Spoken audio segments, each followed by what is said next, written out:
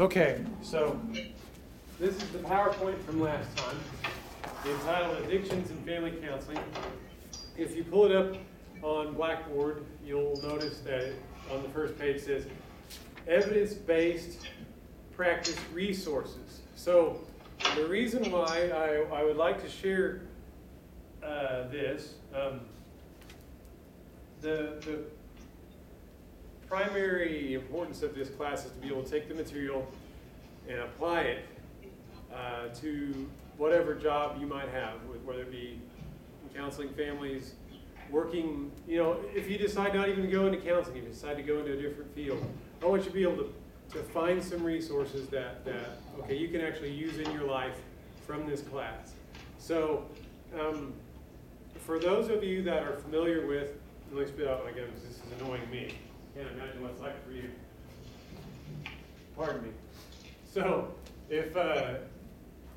for those of you that are familiar with evidence-based practices, what am I referring to?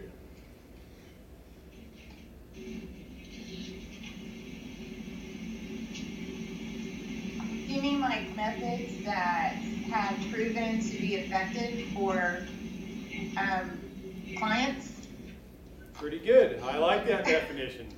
Methods proven to be effective for clients. Very good, very good. How do they typically come by these methods? Where can you, it's just very hot, sorry. Where would you find an evidence-based practice if you went looking for one?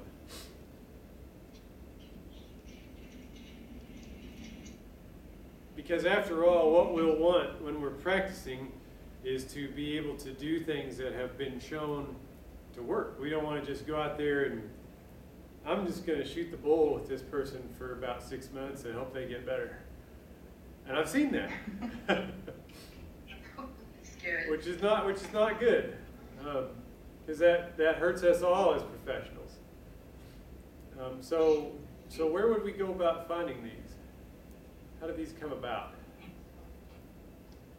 Probably facilities that do research. Yes, is Northwestern one of those facilities? Not really. Probably on a small scale. I think we did a research project when I was in graduate school here with the YMCA here in Enid and their client satisfaction. So we did some statistical workup for their survey and demographic workup and some variance and analysis and standard deviation and all that good stuff. So ANOVA, I don't think we got into ANCOVA or BENCOVA or anything like that, but we definitely did some statistical workup. But it wasn't like, okay, we're doing research, like you said, nice, coming in and does this particular technique work? So when you get into the field and you're working with people, you're going to be asked to be using evidence-based practices. I gave this assignment to a group of people that I was supervising for their licenses, and I said, what I want you to do, because they had just come out of school, and I wanted them to show me, okay, what do you know about evidence-based practice? Show me what you do that supported what I wanted from empirical research, from studies. And so what I wanted people to do was present this to our group, because we'd have a group discussion.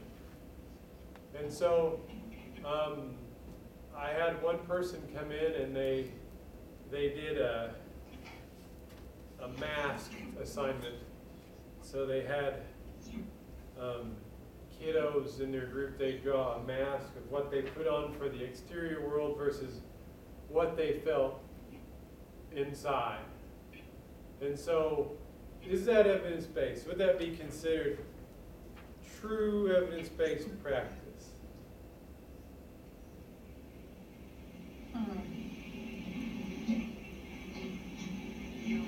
What do you think, Lauren? Not really, because it's just something that they did once, not something that they've done like multiple trials for it to be said that really it works with all population and in all types of settings, so that it can be used as evidence. I like where you're going with that. You're ready for the NCE. Generalizability. How much are you able to take it from this population? What population have you normed this on? I mean, you're thinking right along the lines of what we learned in research. Our clinician was not. While I would say that is a good technique to maybe break through a person's guard, build rapport, especially be able to help recognize interior feelings, different states. I would think that'd be an effective technique to help someone do some expressive therapy. What are you truly feeling? You know, how does it differ from what you're showing? Some self-awareness, self-recognition. However, what he didn't do was what I was looking for, which was to not necessarily cite a study, but come up with a technique I'd heard of that that would, you know, qualify as an evidence-based practice. I'm going to just throw this out there. So in your minds, what would be considered right off the top of your head? What are you thinking of? Okay, I know this is an evidence-based technique. This is evidence-based practice.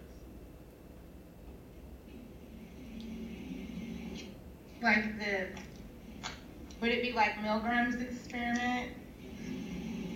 Okay, what did Milgram do? The obedience. Okay. Like when he. You're on the right track. When he used the. Oh, I'm sorry. No, you're on the right track. Keep going. Like when he was doing the shock treatment, or I guess not treatment, but ECT, electroconvulsive therapy. Yes, thank you. Was that shown to be effective?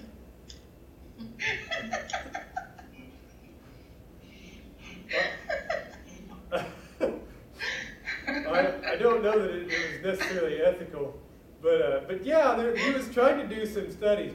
It was the first thing that popped in. Hey, that's what I asked for. I was doing some free association. I don't know here. why. That's sorry. Good. No, that's good. But yeah, that's what he's looking for. You would say if somebody had a reaction to that ECT, electroconvulsive therapy, there would have been some evidence saying, hey, that's effective, that works. I was thinking more along the lines like of a deep breathing. Like, you know, they've done so many experiments, and when I try to get a person to do deep breathing with me, I'll explain this. You know, they've hooked up electrodes to people's skin and their heart, and they've monitored blood pressure, and they've looked at brain waves, and then they had people, you know, actually sit down and do some deep breathing. And almost universally, you see a decrease in blood pressure. You see a decrease in brain activity. You do see a slowing of respiration because you're controlling it. You see a slowing of pulse. So we have some really hardcore measurements that say that deep breathing is really effective at bringing anxiety and that hypertensive state down. So you know, that's the one that pops into my mind because it's one that, you know, we can readily explain. So when we're talking about, to cut to the chase and get to addictions, when we're talking about evidence-based practice and addictions, we want to do things that are shown to work. So that's what I'm referring to here. Is the PowerPoint showing up for everybody? Yeah. Yes. Okay, good. Okay, so I give a definition. This may be testable. Make an asterisk. This may be testable here. So can I have a reader, please? What is an evidence-based practice? Employing therapeutic techniques which, through empirical quantitative research, have been shown to be effective in the treatment of psychological disorders. So pretty much what we've been saying. So what I want to give you is some resources, and I'm not going to spend a lot of time going over these in detail. Although some of these may be, you know, if you want to use them, if you're really interested in some of these and want to use them for your topic, for your presentation, I'd be more than interested in hearing about that. What can we do to what can having the right resources do for your practice? these are important things to know. Well, obviously, we're going to provide better care. We're not going to chat with somebody for 6 months and hope they get better. People that rely on evidence-based practices and know them have greater confidence, have a greater skill set when they're approaching their client. And so you want to be confident. You don't want to just, and believe me, the first few sessions I was pretty meek and timid and like overwhelmed and wanted to make sure I didn't do anything wrong, do no harm, that kind of thing. So, but we do want to be able to feel confident when we're in there and that we have something to give that other person. So they provide you with greater confidence. There are a lot of studies that say that this learning evidence-based practices and leaning on them protect you from burnout. So they did some research with people that relied on evidence-based techniques versus people that relied on completely Rogerian, person-centered type techniques. Most of the time when people get right out of school and jump into the field, almost universally, the #1 tool that folks rely on is client-centered. Because it's easy, because it's just reflecting, it's listening. It's not imposing anything from you on the client, which is, it's noble, but it's not necessarily, the research doesn't necessarily back that up long-term. While clients may show an initial improvement, they don't continue that improvement. Also, it's shown that those clinicians that rely wholly on the relationship, the therapeutic relationship, tend to burn out. And so what would be the reason? Why would you burn out if you're just relying, and the only skill that you have is just, yes, go on, tell me more? So what I hear you saying? Like you don't really have a strategy or method to implement. If it's just solely client-centered, then you really may not get to where you're needing to go if you don't have like a strategy. Absolutely. More than just it being that. Good. And so what would that do to a person after you see your client for a couple of months and they're not improving? What would that make you, how would that make a clinician feel internally if your clients aren't improving? Ineffective? Absolutely. It's a really big contributor to burnout. You're going to feel ineffective. You're going to feel like, I'm not helping these people, whether it be realistic or not. The folks that I've watched over the years really not develop a technique or a set of techniques that they rely upon do burn out. And they're not in the field, and then they've gone on to different things. So please try to, when we do these things, I'm doing this for a purpose. I'm trying to prepare you. If you see something that's really attractive to you, I'm going to give you ways where you can find more information about those things. That's the purpose for this. And the last but not least, I put prevents against recoupment of funding. So if you go against an audit, whether it be insurance or Medicaid, and they, okay, well, let me see your notes. What have you done with this person? Well, we sat and talked about, I had one person write a note that said he went and got the client a cup of water because they were in panic mode. That's a quote. And that person's not in the field as far as I know right now. But it's just, as graduate students, what would be wrong with a client chart, a medical record that said went to get the client a glass of water as they were in panic mode? I don't know that that's in the DSM. Thank you. You need to document stuff. Oh. At least make it medically, the terminology. Yeah, one would hope. So, yeah, and really, does the glass of water, is that an EBP? Is that, it's not an evidence-based practice. Might make the person less thirsty, but as far as psychologically, that's not going to help someone. So watch what you're, when you get in the field, watch what you're putting in the note too. But you want to show that, okay, we did some deep breathing, practice, 5 minutes of deep breathing, rehearse this with the client. They are able to model it back. You know, you're showing, yeah, I'm doing some EVP work with the person here. So that's what you can look forward to, but I just shared. Okay, so I want to go straight into, because there's a big topic I want to get into tonight. This is a resource, so that website up top is the National Registry of Evidence-Based Programs and Practices. So you can see there have been 234 interventions reviewed and posted on the NREP website. So there are 234 substance abuse type practices available on that website. 90 additional interventions are being reviewed currently. I mean, they're doing research on them, seeing their efficacy, seeing if they work. And there are 3 to 7 new summaries posted each month. So this is an active website. We are actively, and gang, this is a really exciting time to be in our field. There's one thing you'll see tonight. You'll see where our science are really converging, our sciences are converging, and they're really giving us a lot of merit for what we do, because we are making true physical structural changes in the brain that are making measurable differences in people's lives. So we're getting a lot of scientific backing for what we do, not just where you can measure a person's pulse and heart rate. You know, we're actually getting down on a neurological level where you can see the differences that we're making. So it's an exciting time to be in psychology.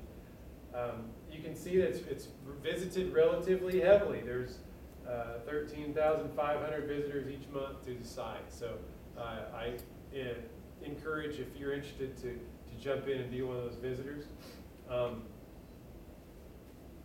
Here's the topic areas. I guess, sorry, they weren't all substance abuse issues, but substance abuse and mental health administration, that's where I got that. Mental health promotion is 95, mental health treatment 60, substance abuse prevention 96, and substance abuse treatment specific to this class would be 60 interventions available.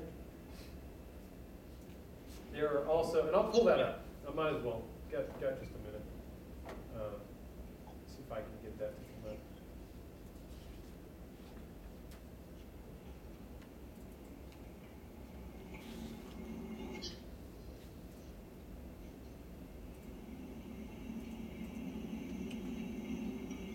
This is what it looks like if you, that way you know you're on the right place if you're using this.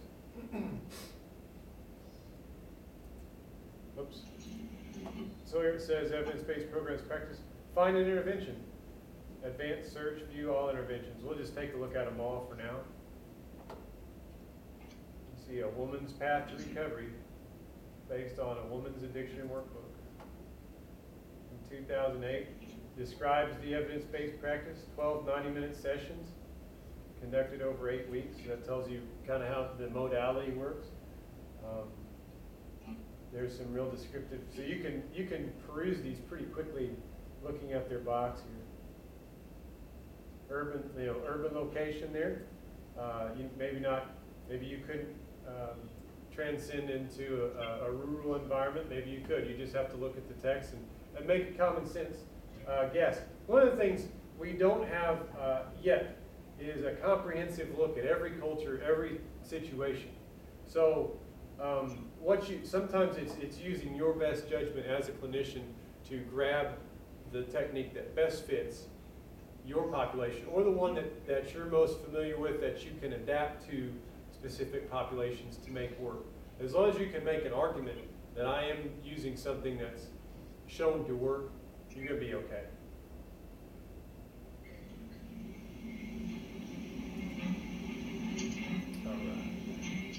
Okay, and here are a lot of other, here's a wealth of other resources. ODMHSAS, that's the major funder of substance abuse treatment in Oklahoma. It's part of our state. That's their website. Actually, if you're going to work as a BHRS right out of school, if you get your bachelor's, or if you're looking to work as a BHRS right now with your master's, you will have to go through this website. and go through their training. So I'll just look at their website real quickly, and it says BHRS. You'd have to follow that link and then follow these rules. So they do a lot of governing. They actually govern the Medicaid contract for Oklahoma right now too. ODAPCA, that's the Drug and Alcohol Professional Counselors Association. This is the one if you're going to be a licensed LADC, if you want to look and see what that entails, how much work, what do I have to do to be licensed, you'll go to this link right here, the drugcounselors.org, and that's what that website looks like. We've been to SAMHSA. However, there's a lot of things you can get for free from SAMHSA as a clinician. So say I want to give teens a handout, like a pamphlet. You can order, there are things you can get for free on the website. You can see things are out of stock because people have ordered them. Some of these are electronic only. There's an opiate treatment protocol. You can type in a search, opioid, see what comes up.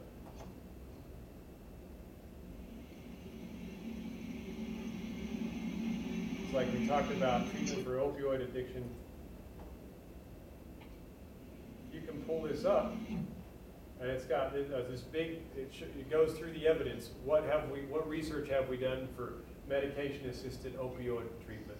So there's a wealth of information on here for you to go through. There's literally probably thousands of little documents here on the SAMHSA website. National Institute of Mental Health. There's a lot of fact sheets that are, you can look, publications by topic. Borderline, personality, bipolar, depression, 6 items, 19 items. So there are a lot of things that you can just go in here and pull up and to assist you. You might be able to give your client a handout, if they've got bipolar, booklet that describes bipolar symptoms. And print that off and give those to your, it's available in a PDF. So, if you've got a color printer, print it off, give it to your clients. I'm basically showing you how to navigate, how to jump into the field, how to use these things. Just takes a little bit of time to kind of, do some experimentation, see what's out there. CDC, we're going to use some CDC information tonight. That's a good resource. Drug Court Institute is really good. There's some, you can get 13 CEUs for free. If you're LADC on there, just for getting on there and going through some online training. And this is a really good one for folks if you're going to work with children. This is probably the most comprehensive website for resources I've seen. So you go to topics, and we've got adolescence and substance use, economic stress, culture and trauma, natural disasters. There's something with tornadoes on here, how to respond. A lot of, when we had the tornadoes last year, the news people were not abiding by things that were recommended, by folks that have, helped treat trauma, that have helped people, not respecting people that are going through a very difficult time. Facts and figures. There's a lot of good things on here.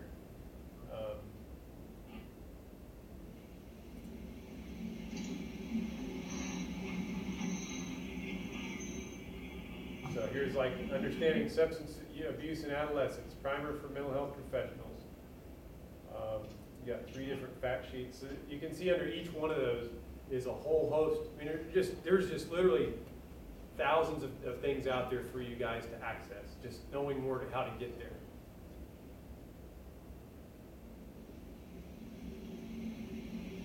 Trauma and substance abuse. So we're going to talk about that in just a few minutes. Okay, any questions about this? I went through that really quickly just because there's a lot of other things to cover, but I wanted everybody to have that just as professionals. I know it's super, super fast, and your heads are going, okay, I don't understand all this stuff. That's okay, because it's you know, if you get into the research here and you use some of those resources, you'll be in good shape, along with EBSCO. But that would guide some of your EBSCO then research, because you could type in some of the studies that are out there and then find them on EBSCO. Any questions, thoughts, comments?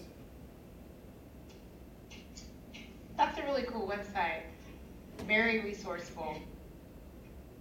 Good. I hope it comes in handy if you guys find time to use it. A lot of different ones on there. Okay, I'm going to change gears quite a bit, and we're going to watch a movie clip. And so, when you watch the movie clip, it's from a movie that's a few years old. The movie talks about people and characters that have been through trauma, and that's the focus of our topic tonight. And this was prefaced with Nice and her concern for her ability and truly being, you know, aware of ourselves and where we stand is a very, very powerful thing.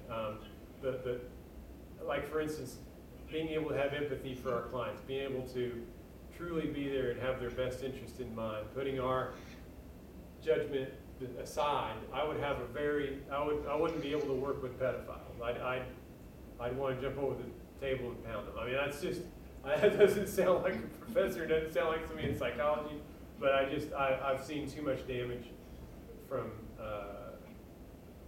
my work over the years, and it's just, wouldn't be able to do that, but you know, maybe someone else might. So, but it's important for each one of us to recognize that, hey, that's just not up for us. You know, what I don't want us to I want us to be able to come to this population though because empathy is being able to understand. You know, it's not necessarily feeling what they feel, that's sympathy, but being able to understand, you know, what's going on with that person. So I truly want people, the addiction class 2, class before last, hopefully help you understood what was going on in the brains. Hopefully this will help you understand why a person gets there.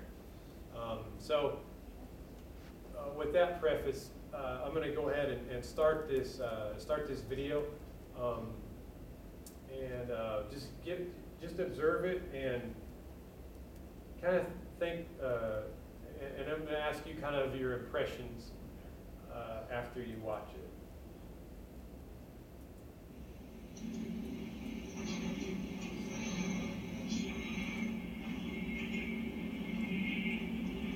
All right, here you go.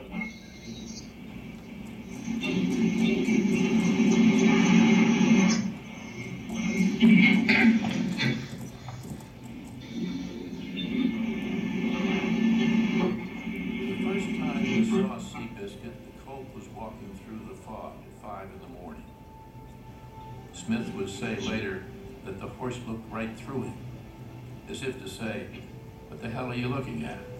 Who do you think you are? He was a small horse, barely 15 hands. He was hurting too. There was a limp in his walk, a wheezing when he breathed. Smith didn't pay attention to that. He was looking the horse in the eye. Damn.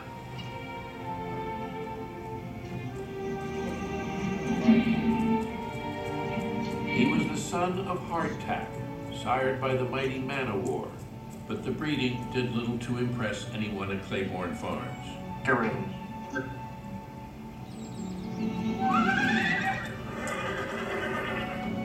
At 6 months, he was shipped off to train with a legendary trainer, Sonny Fitzsimmons, who, over time, developed a similar opinion of the colt. Is that a racehorse or a lead pony? The judgment wasn't helped by his gentle nature. Where his sire had been a fierce, almost violent competitor, Seabiscuit took to sleeping for huge chunks of the day and enjoyed lolling for hours under the boughs of the juniper trees. His other great talent was eating. Though half the size of other colts, Seabiscuit could frequently eat twice as much. Fitzsimmons decided the horse was lazy and felt sure he could train the obstinance out of him. I want you to hit him as many times as you can over a quarter of a mile. When he didn't improve, they decided the colt was incorrigible. They made him a training partner to better horses, forcing him to lose head-to-head duels to boost the confidence of the other animal. By the time he was 3 years old, Seabiscuit was struggling in 2 cheap claiming races a week. Soon he grew as bitter and angry as his sire Hardtack had been. He was sold for the rock-bottom price of $2,000. And of course, it all made sense. Champions were large, they were sleek, they were without imperfection. When they finally did race him, he did just what they had trained him to do. He lost. What exactly is it you like? Got spirit. Can he be ridden? Oh, sure. Eventually. He can be a little touchy. I got it. No, really. I'm fine.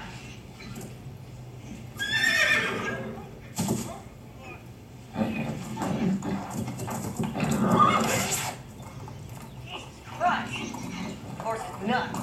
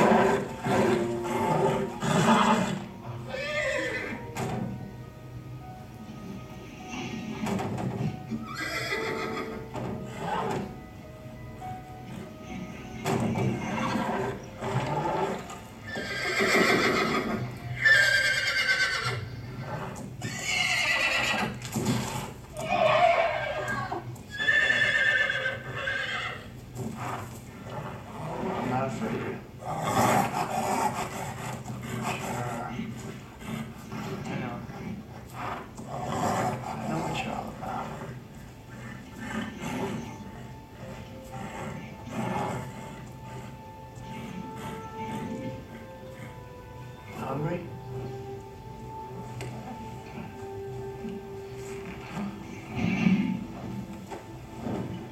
Yeah. Bet you are. Huh? Come on. Come on, boy.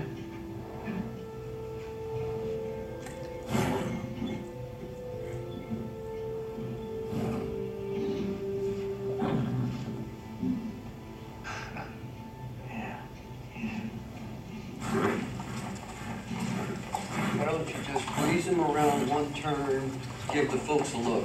Great. Red Pollard, Mr. and Mrs. Howard. Hi. Well, we'll just be moving on.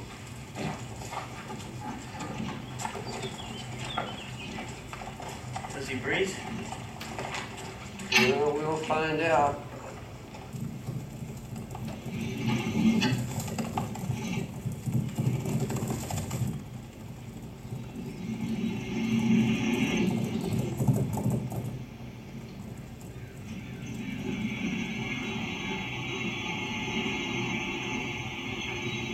seems pretty fast. Yeah, in every direction. Hell, he's so beat up, it's hard to tell what he's like. I just can't help feeling they got him so screwed up running in a circle, he's forgotten what he was born to do. He just needs to learn how to be a horse again. Well, how do you do that?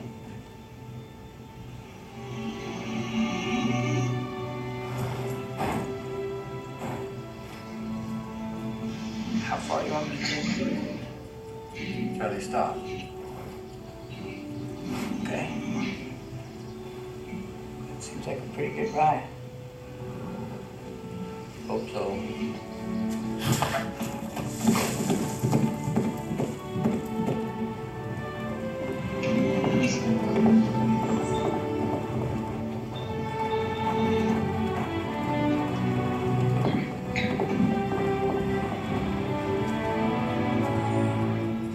That's it, boy. You're all right. Let's see what you got, boy.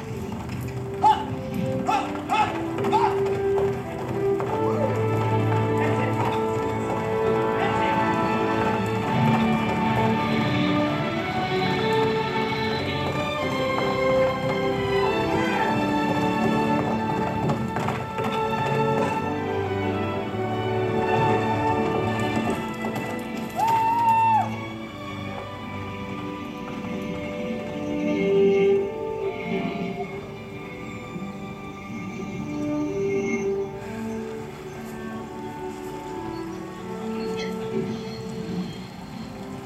At least it wasn't expensive.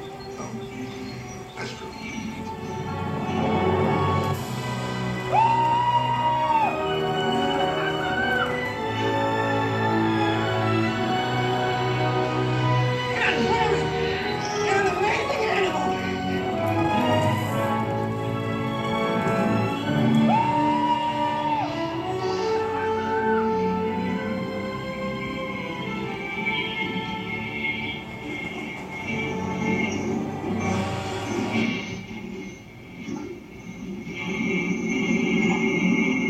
Okay, so, what were the impressions from the video?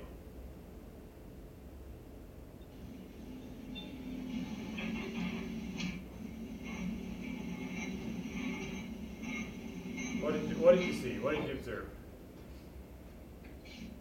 What I observed is that really probably the horses were going through emotional issues of separation, and the people who were caring for those horses did not understand the issues they were having. And so by the time one of the horses got somebody who finally understood what it was going through, that horse was able to kind of cooperate with that person, and eventually it was able to perform at its best. So that's what I observed. Have you seen the movie? No. I'm glad it was. I'm sorry the footage was kind of choppy. It was kind of choppy here on our smart board, so I apologize if it was that way on ITV. That's very astute. So you noticed a horse had maybe an emotional problem due to separation. And that's true. The horse was separated from its parent very, very early. Shipped off. What were some of the things that what were some of the impressions from people about the horse? I think that they thought, I don't know whether I heard it clearly, but it seems like they thought it was lazy or it was stubborn and things like that. Like they thought it was really, I don't know how to. You heard it right. Like the words. You heard it absolutely right. It's like, yeah. Lazy, the word was lazy, incorrigible. One guy said this horse is nuts. So, how was after being beaten and then taught to lose. How was the horse to other people? What was its demeanor with others? Not a good one, because it actually proved it to be all that they said it was, and that was because of the misunderstanding. Because it was responding more to the way it was being treated as based on the way the people view it, and so it's more like they say it's lazy, but they don't understand the reason why it's not performing at its best, and so they abuse of it, and it responds according to the way it's being abused, not at its best. And so eventually on the part of the people who were calling it lazy, they get to confirm that it's lazy when it's not actually the truth. So it's self-perpetuating then. It started a cycle with the horse then not trusting this person's going to hit me, this little jockey is going to slap me as many times as he can in a quarter mile that's coming up. Definitely became aggressive, hyper vigilant. So what were some things that the person did, the jockey that was actually fighting a lot of people himself?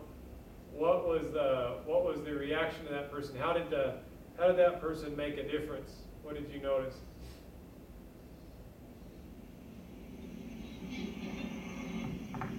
He kind of seemed like he related to the horse, like he was trying to build trust.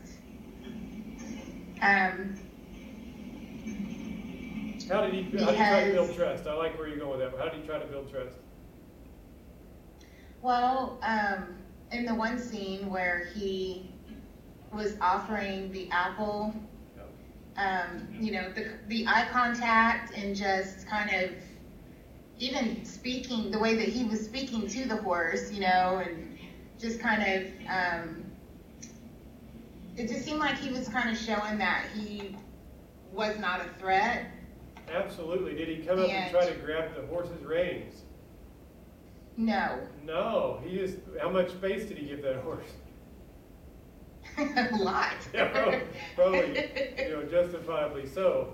But letting the horse kind of lead. He wasn't trying to lead the horse.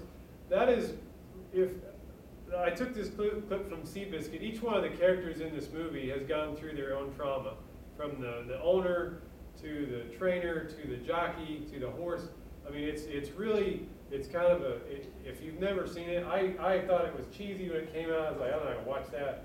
I had too much macho. I'm not gonna do that. But I went to a training to be a trainer for folks to be trauma informed, and so I'm actually state certified to instruct people how to become trauma informed and how they approach their treatment of others. And so this was used, and so I watched the clip and a couple others. And okay, I'll watch it. And I bawled like a kid. I was like, oh man. So anyway. So if you like animals and you're into something kind of sentimental or something, I thought it was worth watching. I don't know if you can find it. The guy said he ordered like 100 copies. It was like an act of Congress trying to get them because it was like not so many people watch it anymore. So Seabiscuit was the movie. But I used that clip to obviously try to make a point, and all those other characters went through traumas.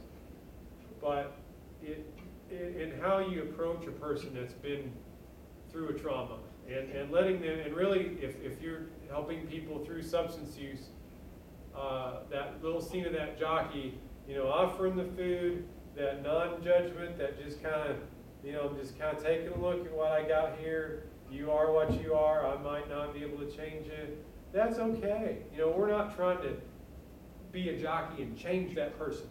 If you've got that approach to substance use treatment, you're going to fail. I'm just going to put that straight out there. If you've got that approach, but if you come with an open hand, you let that person lead, then you kind of go along with that person. the technique that we're going to learn, motivational interviewing, goes hand in hand with that. And so in the beginning, and you'll see that the jockey is actually able to push the horse. Well, not at the end. He kind of lets the horse go, but it's like you will be able to impose more of what you want, what you think is needed towards the end of treatment. But anytime you're beginning treatment with someone, still that open-ended Rogerian, you know, especially when we're talking about motivation interviewing, when we get there, if we're using those kind of techniques, it's basically letting that person lead, and we're just kind of along, but still guiding a little bit here and there. So that'll help us. And so what I want to do with the next part of the class, and we'll jump in and probably go for 15 minutes and take a little break and come back and go for another 45. But what I want to do with the next part of the class is try to understand, how does that happen? How does that happen that, okay, we have this separation, like we used a horse there. Let's say that a child gets separated from a parent, or a parent's abusive. Okay, how do we get from there to this serious anger or these serious other issues that are going on?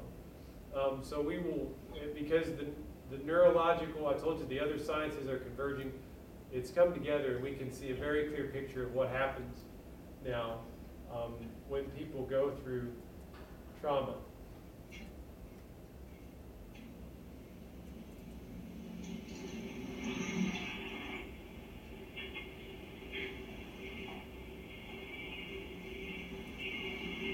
So what you're going to see is you're going to see a study.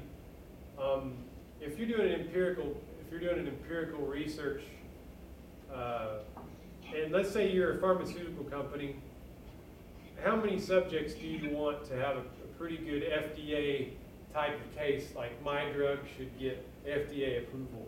How many subjects typically in one of those randomized samples?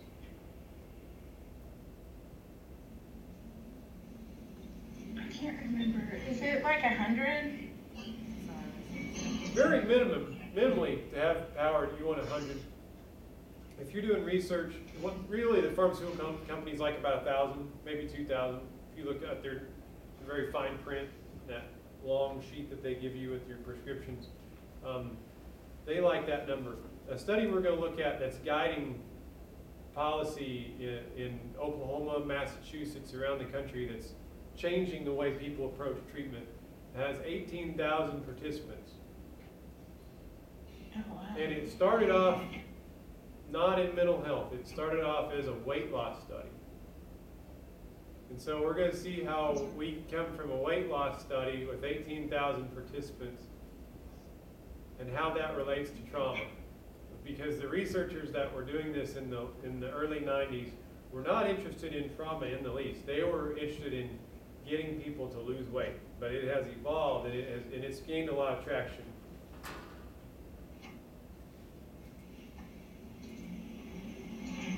So we're talking about trauma-informed care. Well, shifting our perspective. Trauma-informed care changes the question from what's wrong with you to what happened to you. What's the difference between those two questions? What's wrong with you? Oh, I'm sorry. Go ahead. No, it's all right. You go ahead. It just sounds judgmental, because you've already determined that something is wrong, and it's, you just kind of makes it seem like the problem is that person. What's the first thing insurance companies ask us to do when a person walks through the door? What'd you say, Lauren? Diagnose. So what do you typically ask when that person walks through the door? Not you per se, but what does that force us to say? What happened to you? Well, we want to say what happened to you, yes, but we've got that big purple book, DSM-5,